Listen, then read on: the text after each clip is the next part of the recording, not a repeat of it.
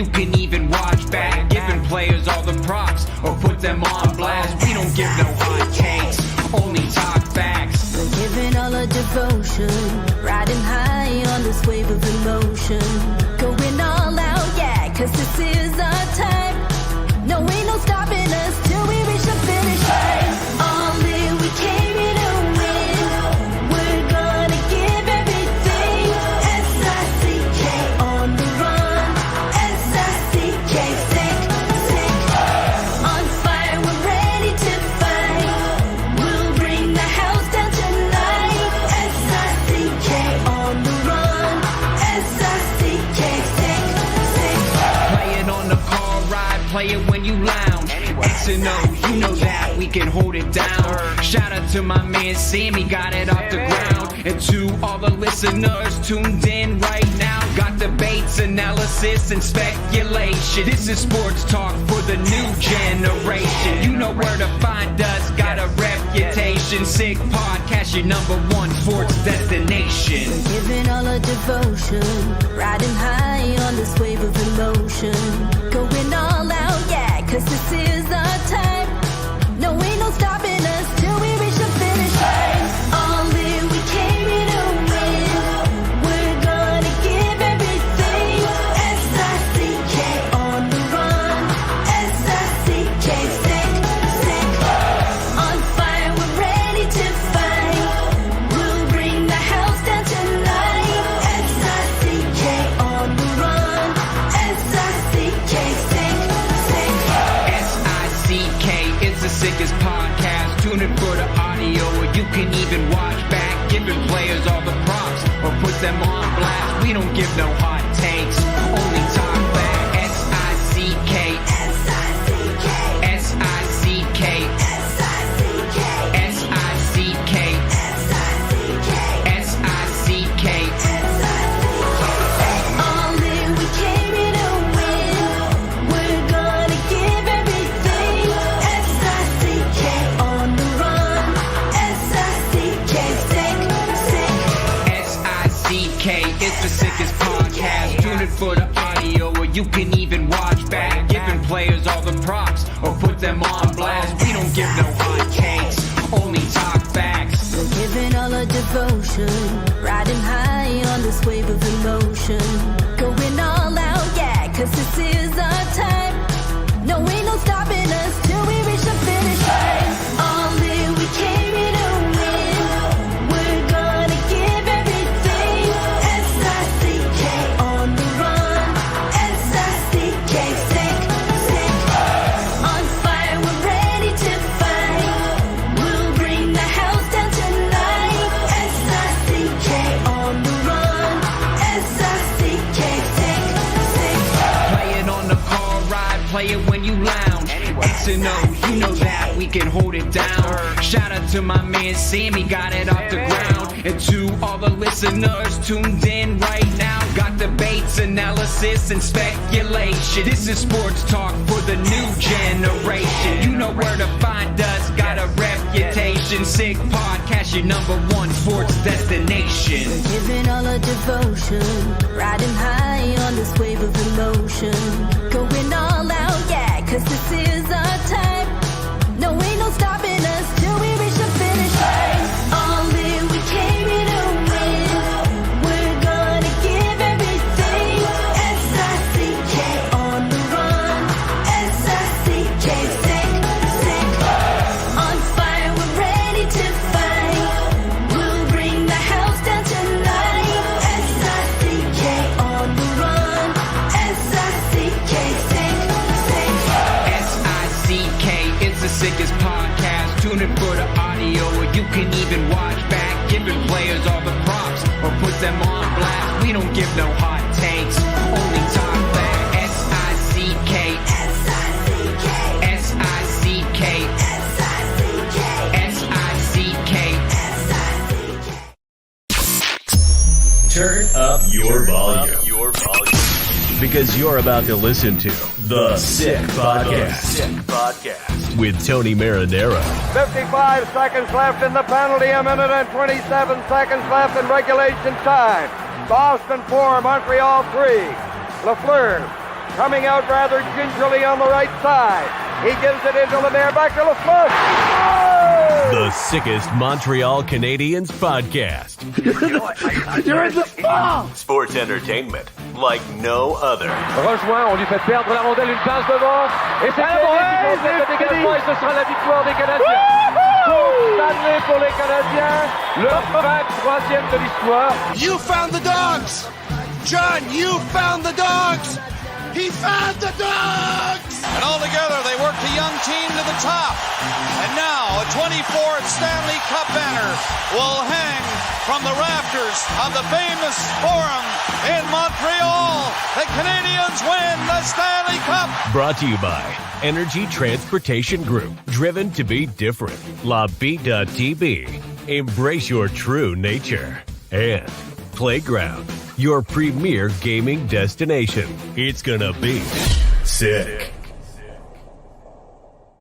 Marinaro, the Sick Podcast on this Thursday, September 21st. It is 10:01 p.m. And the Sick Podcast is brought to you in part by three major sponsors.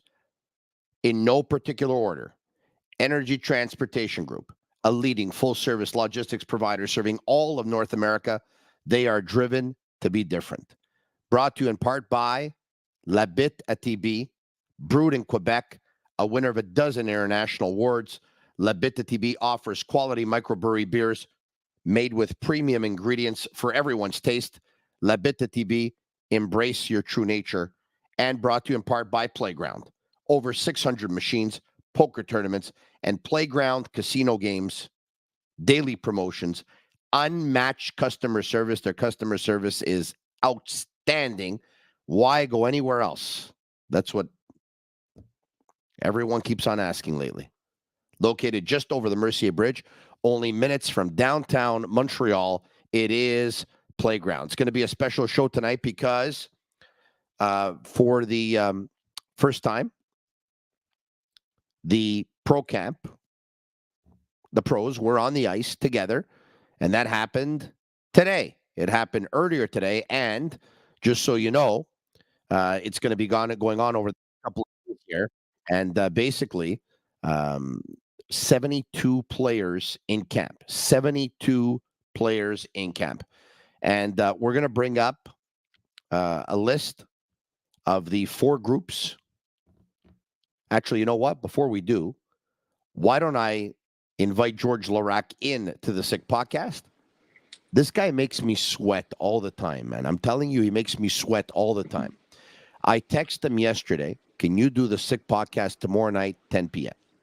He writes back, okay. Throughout the entire day, radio silence. At 8:27 p.m., I text him, reminder for 10 p.m. No answer. It's 9:59. I tell Agnello and Sammy, please call George Laraque because I don't see him. The second the show starts or is about to start, and I finish talking about the sponsors and our partners, there he is. He pops up, and look at him. Look, guarda tu. Guarda che bellezza questa qua. What's going on? What's going on, Tony? What's going on? Ça va? How are you, bro? I'm doing very well. You had a big time guest today on your show on Gonzalez, Laraque and Gonzalez on BPM Sports, of course, noon to 3 p.m. Heard throughout the entire province of Quebec. And if you're living in Montreal, 91.9 on your FM dial. You had Paul Bissonnette on today. Yes, I what's been going on with as you know, the Babcock saga, I thought what's best to ask the guy that initiated it all, right? Yeah. And, what was awesome is the fact that even if it's in his own podcast, Spirit Checklin, when he talked about the Babcock situation, he was pretty vague. But we were pretty fortunate that today he was very generous. He gave us a lot of details about what happened. He was opening up today. Like I was like, wow, this guy's opening up like never before. And that, listen, that's the respect that he has for you. That's basically what it is. Yeah. Well, I like him. We did the same job. You know, it's a brotherhood, as you know, the fighting family. You fought him? You fought him? No, but I did the spitting chiclet last year. Oh, and really? I told him, it's your turn. You owe me one. Obviously, the spitting chiclet is way bigger than my show, than what I'm doing, right? His show is one of the, like you, Tony, is one of the biggest podcasts in the world. No, he's got the number one hockey podcast right now. He does, and Elliot Friedman does. Tony, you're a close second, Tony. Well, I think we're a top 10 podcast, but the goal would be to be, in that category. And but they're doing a good job, and we're plugging away slowly but surely. And I think if I use all of your contacts and get and you can get all those people on my podcast that I think we can go to top 3, George. Yeah, no, I but think we can go to top 3. In my heart, Tony, you're top 1. In my heart. Thank you. Merci beaucoup. Listen, I know I started with that, but I want to go back to it a little bit later if we can. No problem. Because it's a Habs-specific podcast. There's a bunch of people that want to know what's going on at Habs camp. I know you talked about the Habs a lot today. My buddy Stu Cowan put up the sheets of the way the teams were divided. Let's put up the teams here if we can. Bring them up. Okay. Team A, Suzuki, Caulfield, Jake Allen, Brady Keeper, Conte Miller, Xavier Simoneau, Emil Heinemann, Justin Barron, Jesse Ylonen, Philippe Mayette, Alex Olivier Voyer, Arbor Jacki, Jared Davidson, Christopher Ortiz, Lucas Condotta, Ty Smilanic, William Trudeau.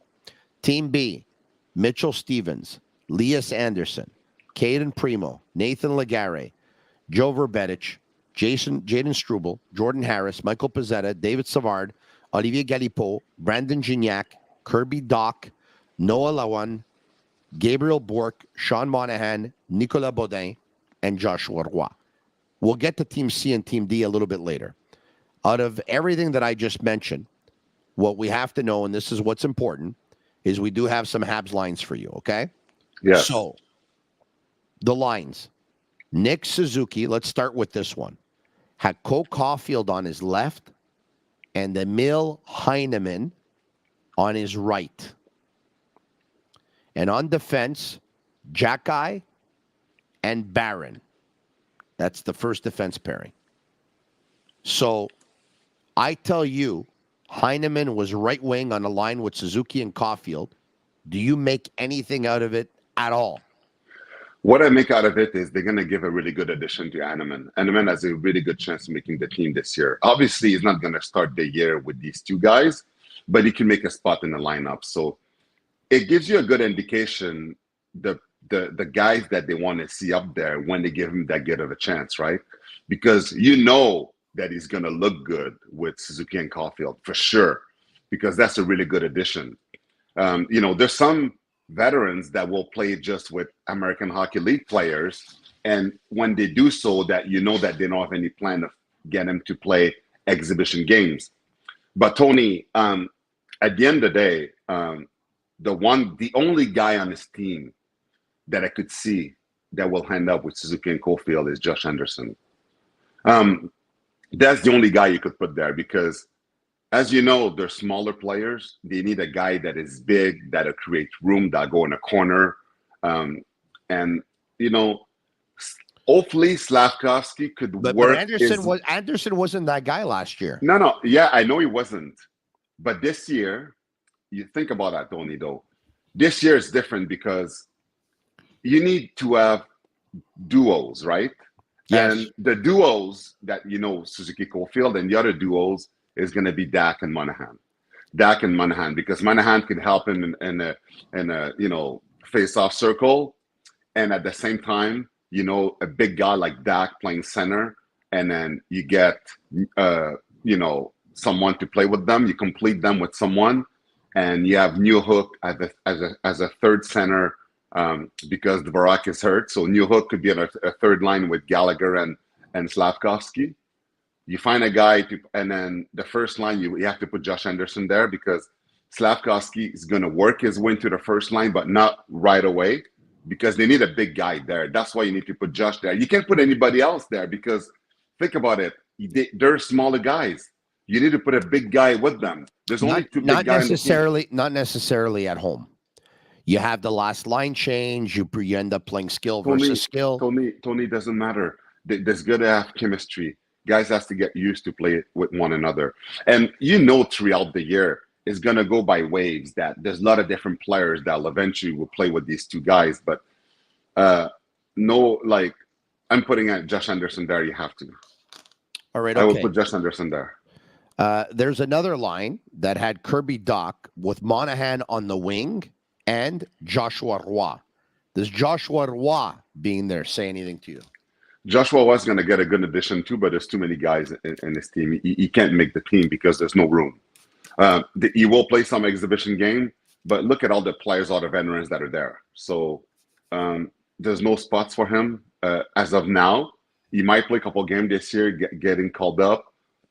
But I just think that right now this team is too many contracts, and unfortunately, he won't be able to crack the lineup. So I've said over the last couple of weeks here, or actually the last week because I was back this week, that if there's a player that was not on this team a year ago that can crack this team, I believe the player is Heineman. Now, having said that, Heineman being on the number one line today, for me, doesn't mean Heineman's on the team.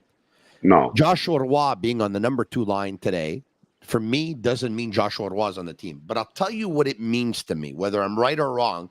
This is the impression that I get. Okay.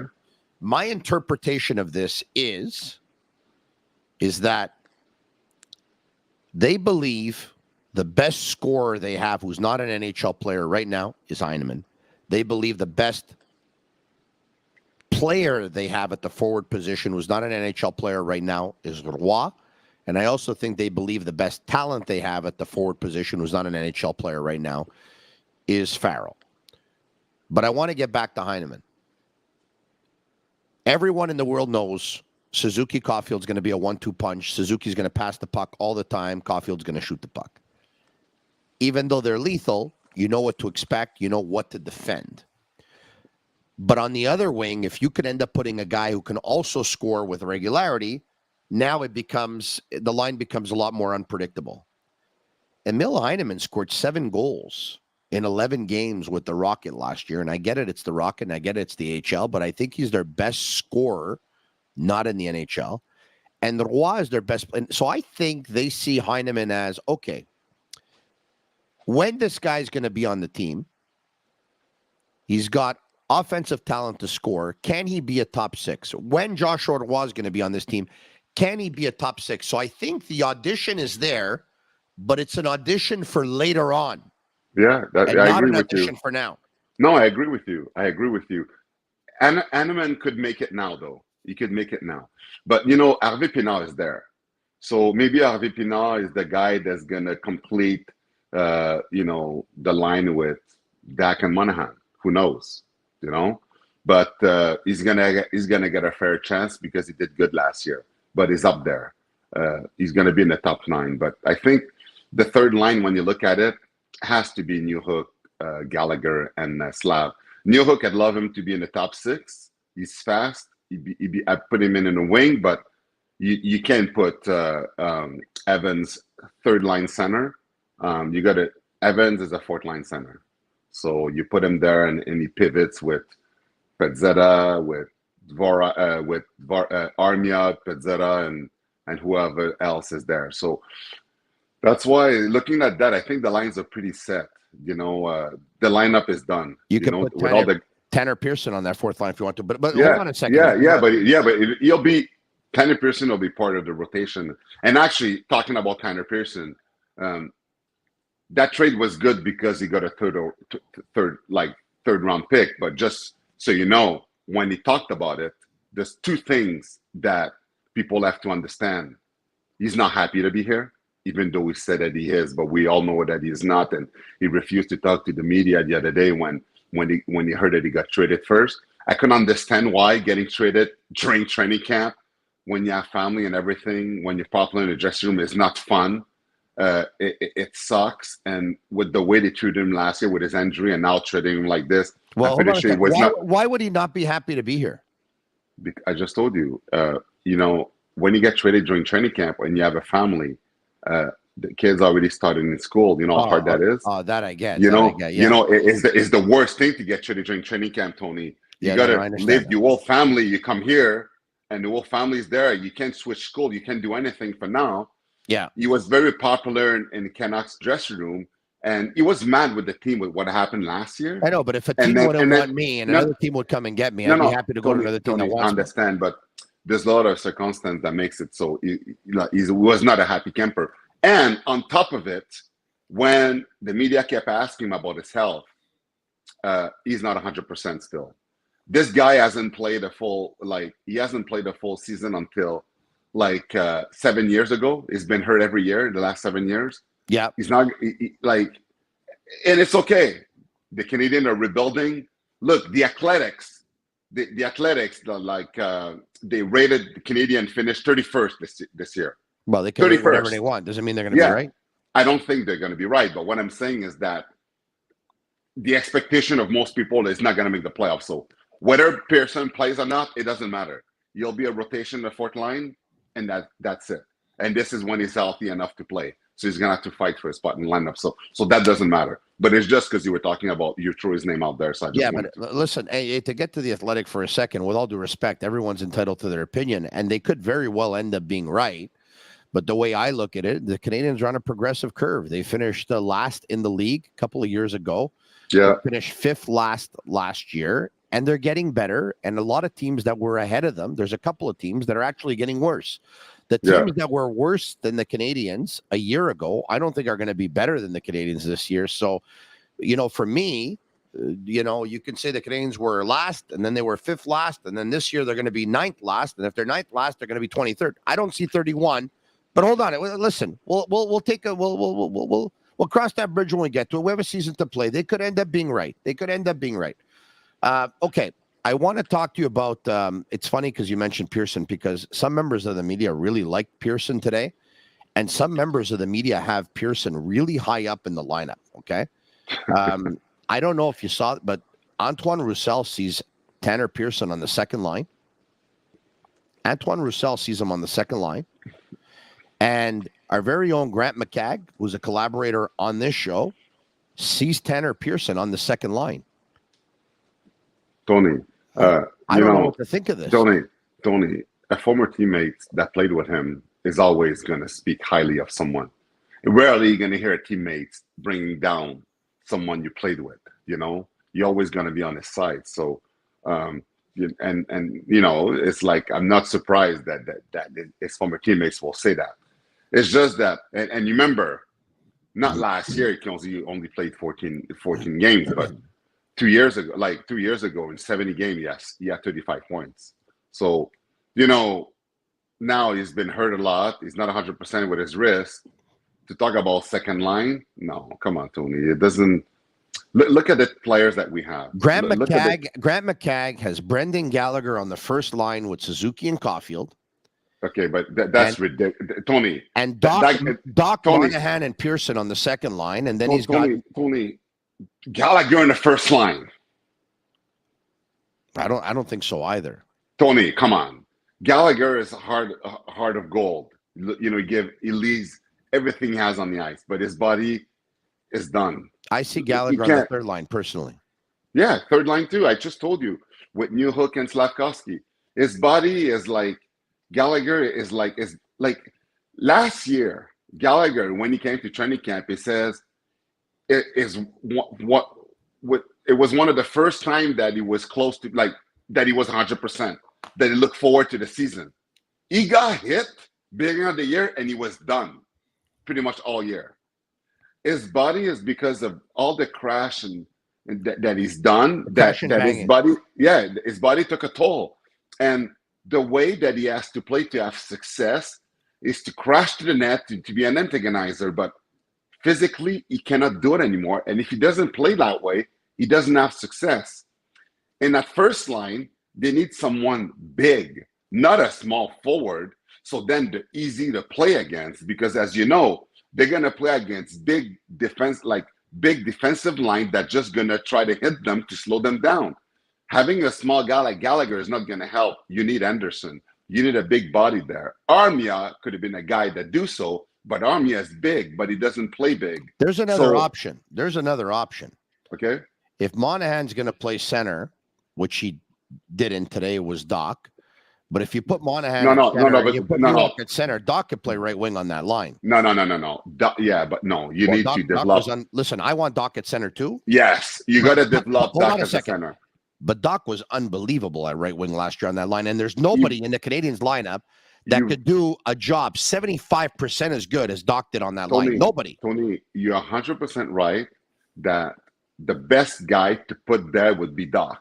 But you need to develop him as a second-line center so you have a 1-2 punch in center.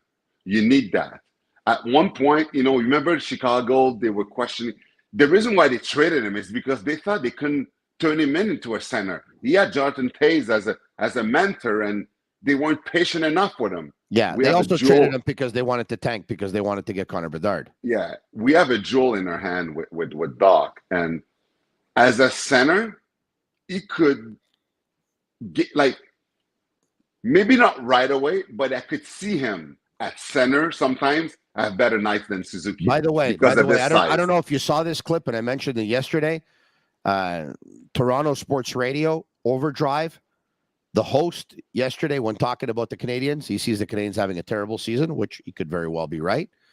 But Kirby Dach's name came up, and he said, well, Dach's not very good. If he was good, well, why did Chicago trade him? Yeah, but those arguments, Tony, Chicago should have kept him. He's young. You're rebuilding. I don't know why they did that. No, but what I'm trying to get at is I don't get these arguments. Teams win trades and other teams lose trades all the time. Who's to say Chicago was right and the Canadiens were wrong? 32 teams didn't think Marty St. Louis was good enough to be drafted. They were all wrong. Yeah, but Tony, and then one team that actually gave him a shot, Calgary, put him on waivers, and they were wrong. Daniel Briere at one point was on waivers a couple of times, and those teams were wrong. Chicago Blackhawks are all the same team that traded Teuvo Teravainen to the Carolina Hurricanes, and they were wrong to do that as well. Tony, look at Chicago right now, okay, what they're doing. If they could reverse that trade and keep Dach, seeing how he played last year, you think they would do so? 100%. Having a guy this big skating the way that he does, yeah, it's rare. The talent that he has, his skill set, that was a gift he did to the Montreal Canadiens. That was a gift. That was a steal. And now you developed him as a big center like that. His ceiling is up there. He could do a lot. Yeah, it's like somebody saying, well, if Sergachev was so good, why did the Canadiens trade him? He's good. They made a mistake, the Canadiens. They did make a mistake. And then, Drouin, they thought he was going to be the next superstars after Guy Lafleur. Obviously, things didn't turn out. But still, they tried. It didn't work. Hey, I want to talk to you about some defense pairings, okay? Xhekaj and Barron, Struble and David Savard, Reinbacher and Gouli, Matheson and Lindstrom. Does anything say anything to you? Do you read anything whatsoever into any of these four pairings? I repeat, Reinbacher and Gouli. Yeah, we know Gouli's in. Lindstrom and Matheson. They'll both be in the Canadian this year. Yeah, keep going. Savard and Struble. Savard will be in, not Struble. Xhekaj and Barron. Double be in because Weidman is hurt. Yeah. So By the way, I think Renaud Lavoie had a Weidman back injury on social media a couple of weeks ago, and then at the Habs golf tournament, they said that everyone was healthy with the exception of Christian Dvorak, and Renaud took some heat from some, saying, you see, you were wrong. He was right. And by the way, talking about D-man partners, Xhekaj has to play every game this year. The dimension that he brings to that team the respect that he commands. We talk about how this team 2 years in a row led the league and almost a record game loss because guys always hurt. Yeah. Xhekaj in the lineup is going to prevent guys taking abuse on the smaller players and will keep this team much healthier. So I don't want to see Xhekaj in the rotation in and out of the lineup.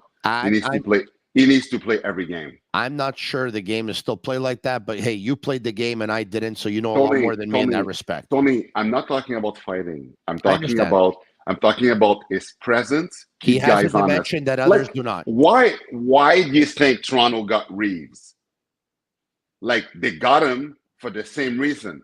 Like, because Reeves is there, Matthews going to challenge for the Rocket Richard this year. They got him so that Matthews, Nylander, and Marner can breathe a little bit easier and can play with confidence that if something goes wrong, Reeves will be there to answer the bell. Listen, nothing will go wrong. They have Reeves, they have Domi, and they have Bertuzzi.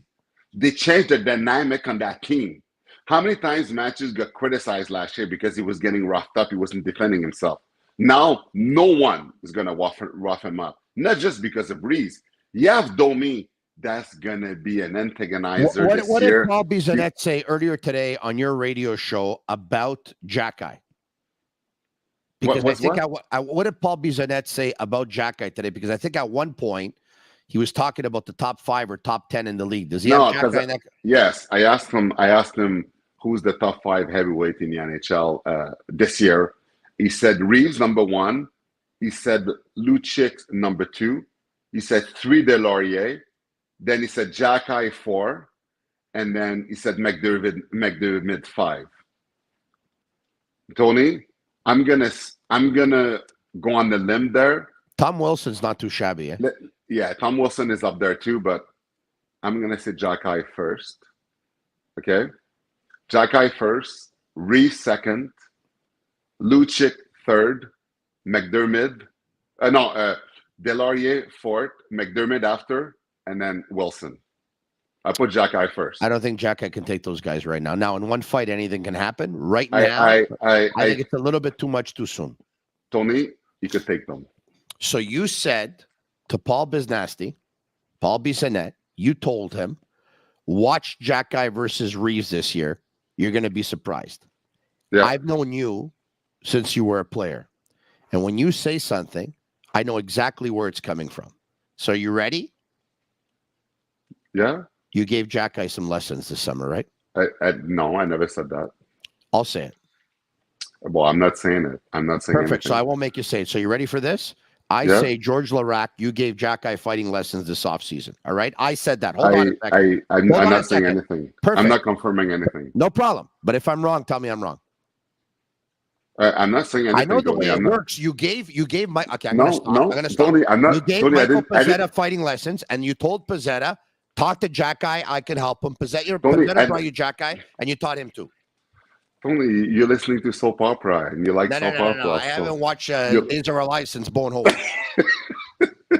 and Stefano Demera. Tony, I have no comment. Oh yes, it is so good to be back. Ha ha ha ha ha.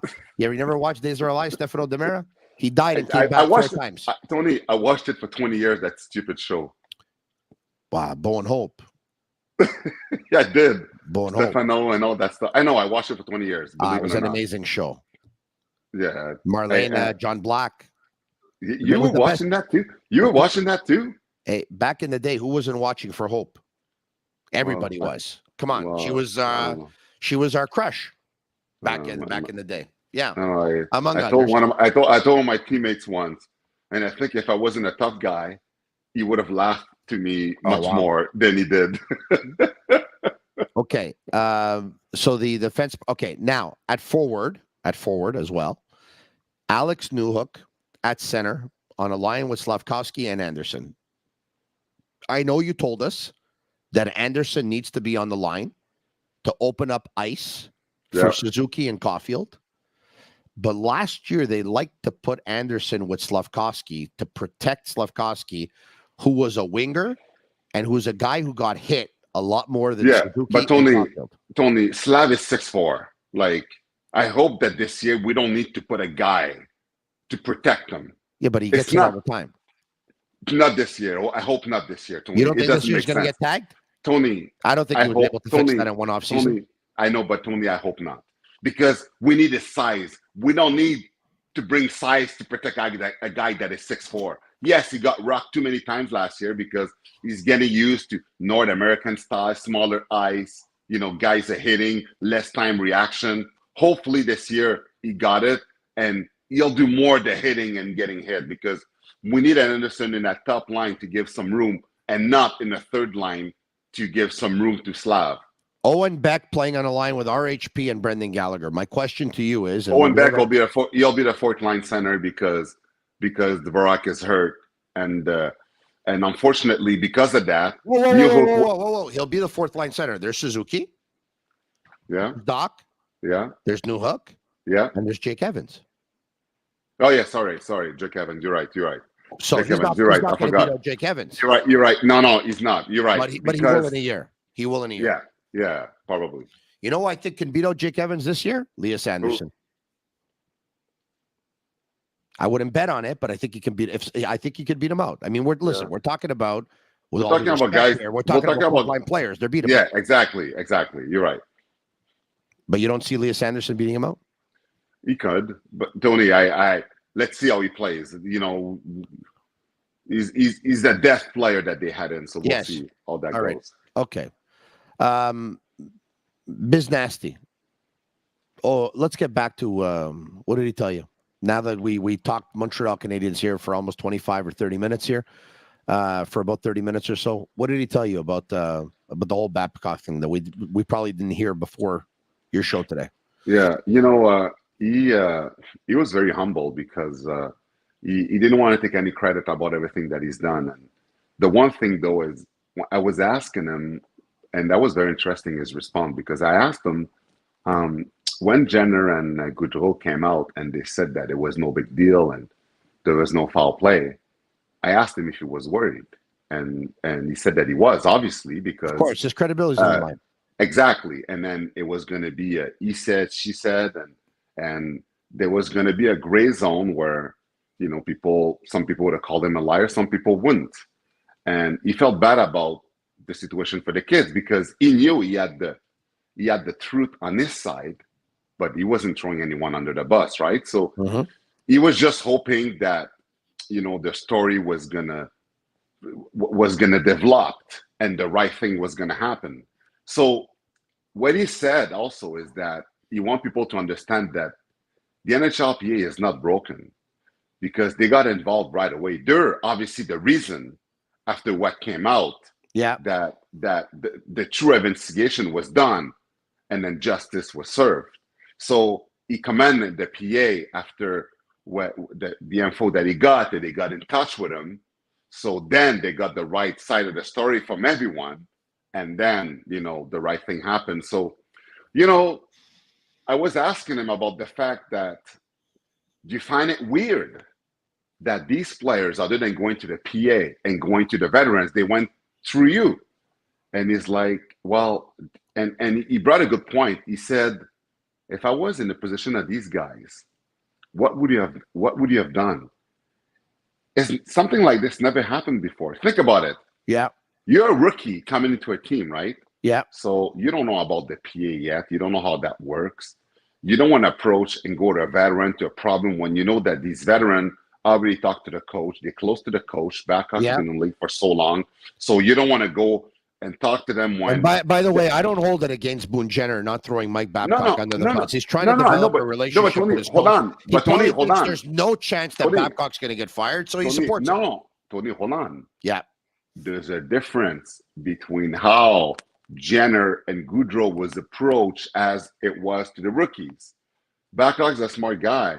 When you approach a veteran player, you don't do it the same way as a rookie. I'm pretty sure that the way that he has the rookies for the phone, like as what we've heard, is not the same way. There's some of the things that you just cannot do with a veteran as with a rookie that comes to your house in Michigan and you take their phone and you go through everything just like that. There's a big difference doing that than asking a veteran guy to share some family pictures that you're sharing some with him and he's sharing some with you. You That's know, two different things. George, I'm so disappointed in Mike Babcock. At one point, I thought, wait a minute, this guy won a Stanley Cup. This guy won 2 Olympic golds. This guy's one of the best coaches in the entire National Hockey League. This is what I thought once upon a time. And then I heard some of his ex-players and go off on him. And I said to myself, who's going off on him? Depth forwards, depth defensemen. They probably weren't playing. Their career came to an end. They probably weren't good enough. It's sour grapes. They're all upset. They're trying to blame someone. Instead of saying they're not good enough, they're blaming Babcock. And then I saw him in the last regular season game have Mike Modano on his team, who's at 1,499 games. Yeah. And they play a game versus Minnesota, that didn't who's mean anything. Modano's former team, who's the team that drafted him. And if he plays him, he gets 1,500 games in his career, and he doesn't play him, and his career ends at 1,499. You know what kind of a piece of shit you have to be to do that to somebody? Yeah, I saw that too, Tony, and I was surprised because, I've met Mike Babcock a few times, and I have to say that I like the man. I thought he was a great man. And like everyone, I've heard all these stories, and I was surprised because it's not what I saw when I met him and when we talked and when we talked. I'm very surprised. And when he came back in the league, I was happy for him because I thought everybody deserves second chances. But all these things that happens in the past and now what just happened now was like he just couldn't adapt, I guess, to the new wave because. Again, back then, Tony, you're talking about Babcock. He's a manipulator. But Tony, hold on. He's a manipulator. But Tony, he's a bad person. He plays Tony, mind games. Tony, hold on. He's a piece of shit. Tony, listen to me. I'm going to say something, though, without throwing names, but back then, coaching was different. If people wants to throw Babcock under the bus because of the way that he was before, I could tell you that there's some coach back then that also did mind games. They're really lucky that their name are not coming out with some of the stuff that they've done. Back then, that's the way it was. That's how they coach. It was the hard line. Today, as you know, in the war, and I know who you're talking about. They're from the province of Quebec. Tony, yes. The wokest world that we're in right now, coaching. Players now are more prima donna. So you have to be a coach, psychiatric. You have to break down. You have to be nice. You can't be too hard. You can yell too hard. You got to be careful. Otherwise, you get called a dinosaur. So some guys today couldn't play back then because coach were too hard. So yes, Babcock was hard. So was most of the coach back then, Tony. So I don't want to bring back things back then today and say, throw him under the bus, say that he's the only one that used those tactics. They all did. Yes. We were strong, and I played in these times. I understand. And I've had many coaches. They used those tactics 15 years ago. Tony, I get it. If I shared with you some of the tactics, every coach that I've had, some of the stuff that happened, you would be appalled. And you would call them in today too if I shared some stories. I understand. So that's why let's not go in the back.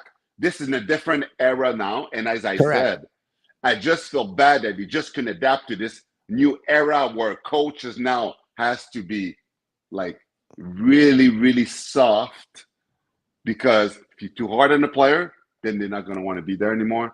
Like Tony, hockey has changed so much. Yeah, but Babcock tries to portray this professor type of coach, this scholar type of coach, this modern type of coach. He tries to portray himself as somebody that he's not. Like he tries to make people feel that he's a great communicator. I told you what he is. And I'm going to say it because 3 times a charm, and I only said it twice. He's a piece of shit. Yeah, he made a mistake, but I don't like saying that. No, Tony, I don't like to use that word and to say that someone is a piece of shit. He made a mistake, but he's not a piece of shit. He made a mistake, Tony, and he knew what he was doing. What Tony?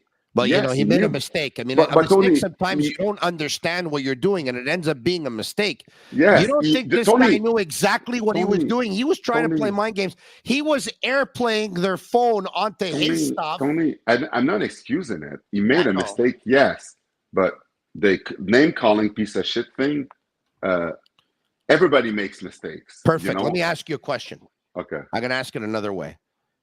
When you have an NHL star who at one point was a superstar, who had a brilliant career of over 15 years, and he had a chance to play game number 1,500, and he's at $14.99, and the last game he plays versus his former team, the organization that drafted him, and you don't play him, and his career ends at $14.99. No, I'm going to ask you something.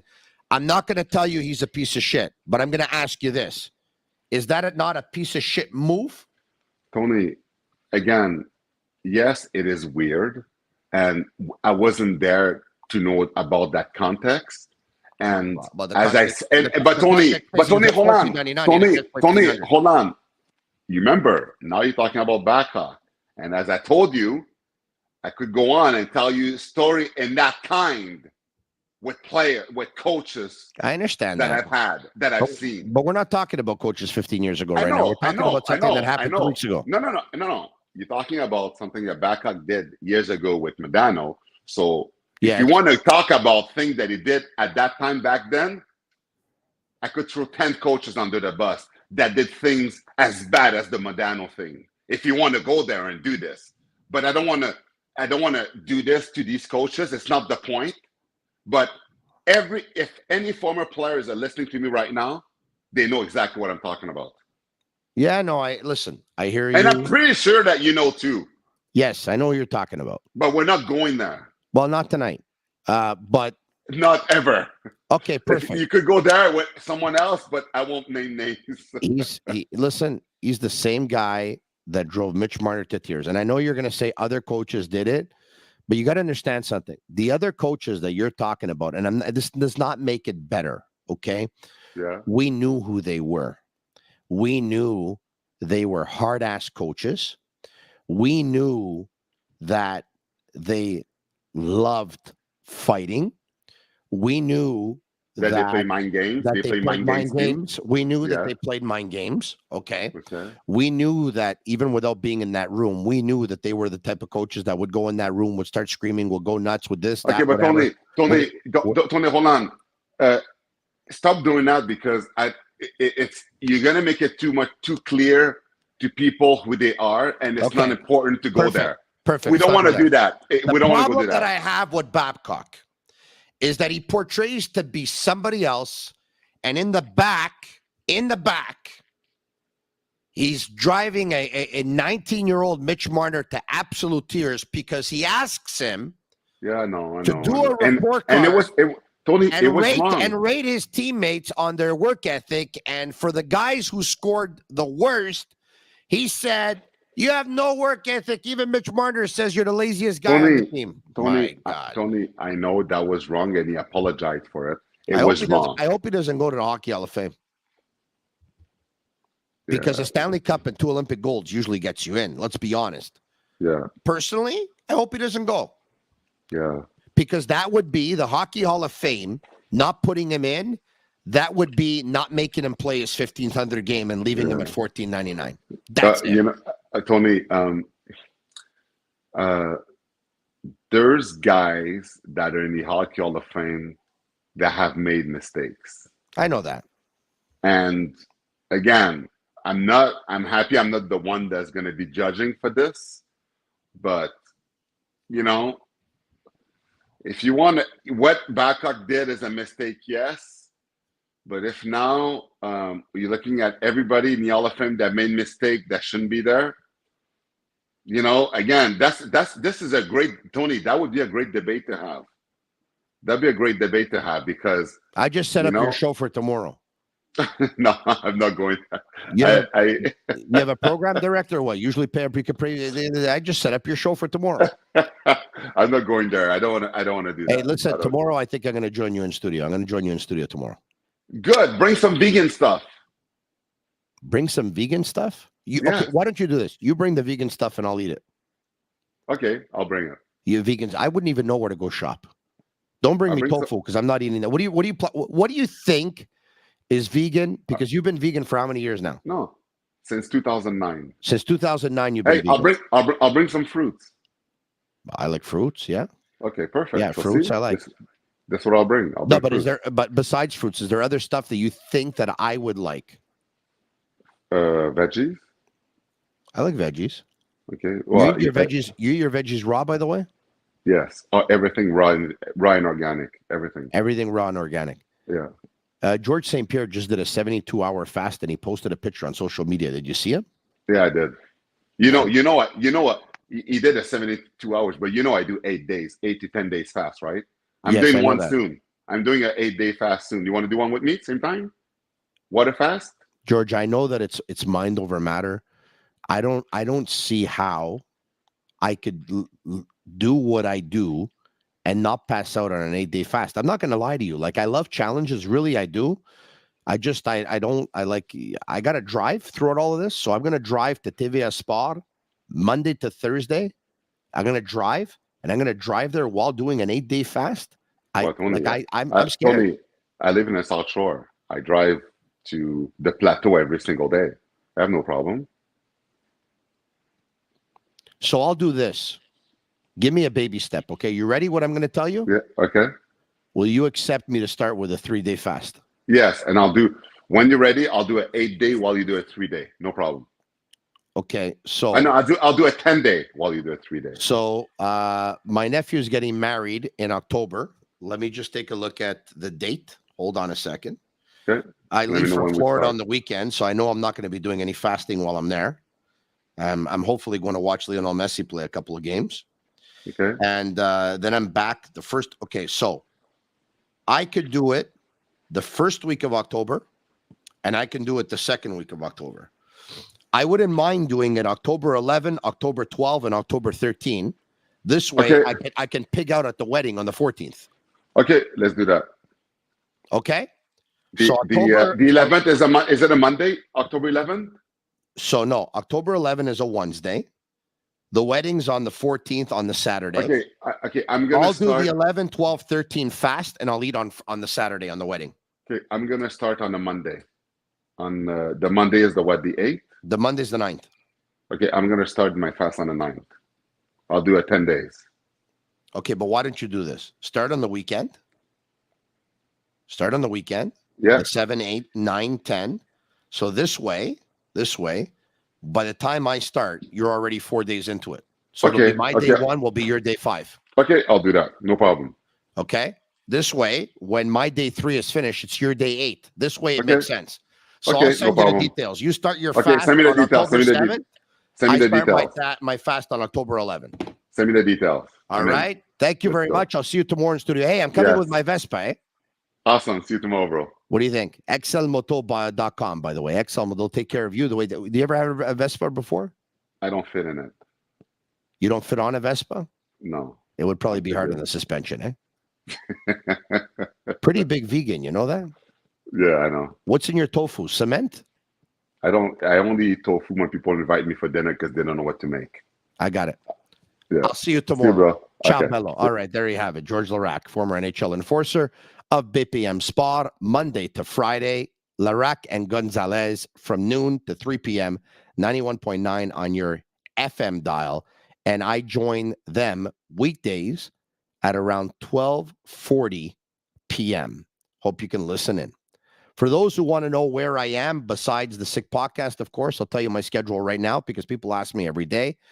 BPM Sports Radio en français. In French, I'm a collaborator, Monday to Friday, 12:40 p.m. TVA Sport Television, I'm on Monday to Thursday. There's probably going to be a good chance I'm going to be on Monday to Friday starting next week. I'm on at around 5:35 p.m. So that's French television. And then, of course, the Sick Podcast here talking Habs specific. Monday to Friday, I'm in Monday to Thursday at 10 p.m. And the CF Montreal podcast on the Sick Podcast Network as well. I usually record twice a week or go live twice a week on Tuesdays and Thursdays. That's where you can find me. On that note, thank you very much. If you ever want to send me an email, by the way, tony@thesickpodcast.com. There you have it. Leave us a 5-star review if you liked it on Google or Apple. And if you're watching right now and you liked it, like it. Share it with your friends. Comment Sick, SICK, SICK, SICK. Montreal Canadiens camp will continue tomorrow. Let's bring up the schedule if we can before we break away. And here you have it. Tomorrow, Friday, September the 22nd in Brossard, 9 a.m. scrimmage between Team A and C. At 10:10 a.m. on-ice practice for Team A. At 11:15 a.m. on-ice practice for Team C. Media availability with head coach Martin St. Louis and the players who will get off the ice. 1 p.m. scrimmage between Team B and Team D. At 2:10 p.m. an on-ice practice for Team B. And at 3:15 p.m. an on-ice practice for Team D. That and, of course, there's Saturday, which is pretty much the same concept. And then Sunday is the intra-squad, red versus white. Franiello, Sammy, and Juliana at Master Control. They are Cavallaro. If anybody asks you who I am, you say, who? That guy? You don't know who that guy is. That guy's Marinaro.